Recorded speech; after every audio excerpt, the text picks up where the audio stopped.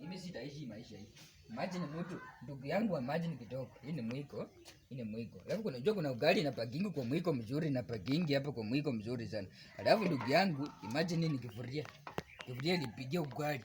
Hii kifuria imepigia ugali, wamehesabisha yote, imeiza yote kabisa. Alafu unajua kuna inakuanga na ile inaitwanga ukoko ama juu inaitwangaje? Wanajemanga chunguko ilikuwa si ukoko, ukoko inakuanga na ukoko kidogo.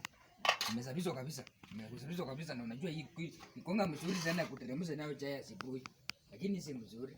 Alafu nimetafuta ugali kwa nyumba. Nimetafuta jana ugali jana. Sijui watu walikoweka wapi ugali. Hii maisha mimi hii boma mimi tutaishi kwa hii boma hivi. Haki ya Mungu mimi hatutaishi.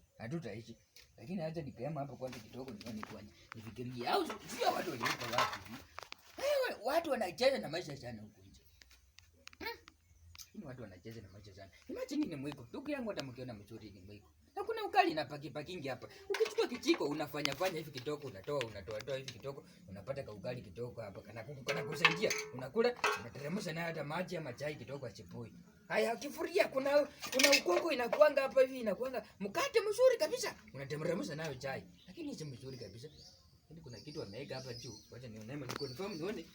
Ndio maybe wajinga tu wanaharibu vitu tu wanaharibu vitu. Hawajui hivi vitu na vitu tunatafuta.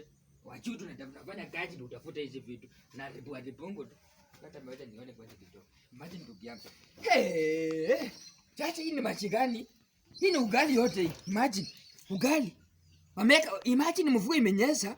Wameweka ugali hapa chacha mvua imenyesha ugali. Chacha ndugu yangu, hii maisha tutaishi acha hii sasa.